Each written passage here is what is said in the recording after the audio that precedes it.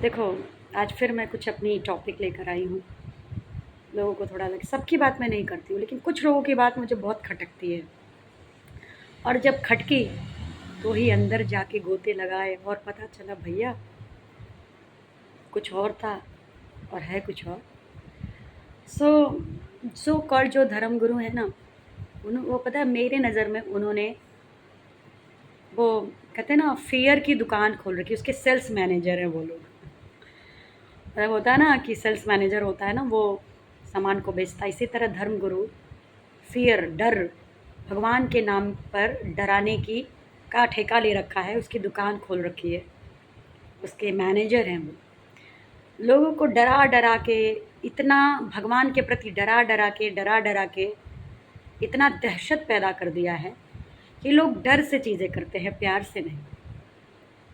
समाज में डर चलता है, भगवान के सामने से प्यार और समर्पण चलता है। जब आप भगवान को समझने लगते हो ना, तो डर गायब हो जाता है।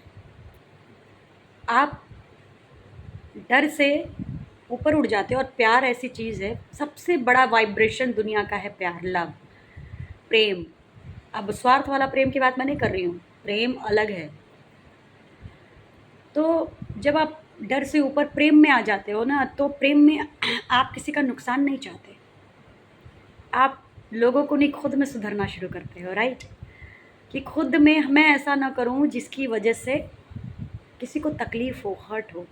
इसी तरह जब आप प्यार में आ जाते हो, ईश्वर से प्रेम में आ जाते हो ना, तो आप डर से कोई काम नहीं करते। आप प्यार में कि मेरे भगवान को ये अच्छा नहीं लगेगा, मुझे ये नहीं करना चाहिए, ये मेरे भगवान मेरे अंदर बसता है, मेरे भगवान ने मुझे ऐसे कहा है करने के लिए।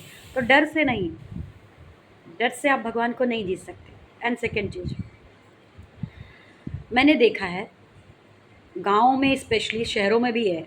मैं अपनी आँखों से जब कोई चीज़ देखती हूँ तभी मैं कोई चीज़ कहती हूँ, अदरवाइज़ मुझे उड़ती बातों पर समझ नहीं आती बातें। हम सब बड़े-बड़े लोगों के मुँह से भगवान में मतलब गीता रामायण में, किसी भी शास्त्रों में, और धर्म गुरुओं के मुँह से भी कहते हैं ना सबके अंदर भगवान है। जब सबके अंदर भगवान है, तो मैंने देखा है कि जानवर को लोग सड़ा हुआ खाना खिला देंगे जो आप खुद ही नहीं खा सकते, जिसमें से पास आ रही है, लसलसापन आ गया, ले जाके गाय को डाल दो, ले जाकर वो भैंस को डाल दो, चिड़ियों को दे दो, ये दे दो, वो दे दो। अनपढ़ समाज की, अनपढ़ लोगों की बात करी जिनको, और वो लड्डू गोपाल घर में रखकर घंटी बजा के 36 भोग लगाते हैं मूर्ति को। लेकिन जीवित परमात्मा है उस भैंस के अंदर, उस गाय के अंदर, उस चिड़िया के अंदर, पर उसको सड़ा हुआ खाना खिलाते हैं। तब क्या वहाँ कहाँ जाता है ये आपका वो? जब सबके अंदर परमात्मा है तो वो परमात्मा आपको दिखाई क्यों नहीं देता?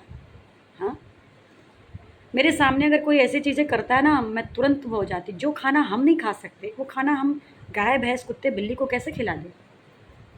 उसके अंदर तो और ज़्यादा परमात्मा का वास हुआ ना, क्योंकि इसके अंदर आपकी तरह दिखावा, लालच, छल कपट, माइंड गेम नहीं है, और बहुत सारी मैनिपुलेटिंग नहीं चीज़ें नहीं हैं।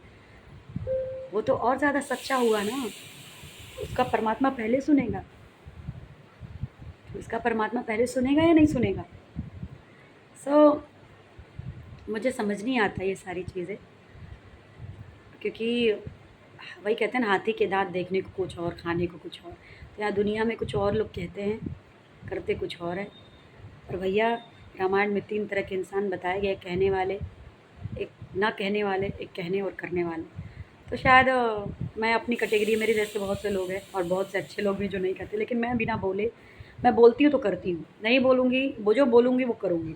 तो मैं उस कैटेगरी में आती हूँ। और मैं चाहती हूँ कि जो कह बोलते हैं करते नहीं, स्पेशली जो जाते प्रवचन सुनते हैं, जो धर्म गुरु को मैंने देखा है कि सड़ा हुआ खाना खिला रहा, उनको भी स्पेशली कहेंगे भगवान तुम्हारे लिए आँख पे पट्टी नहीं बाँधा है भगवान ने हमारे, तुमको भी वो पूरा बराबर नज़रों से देखता है, बराबर नज़रों से देखता है। आप समाज के 2-4 लोगों को उल्लू बना सकते हो, हमारे उस परमपिता को नहीं। जय श्री महाकाल।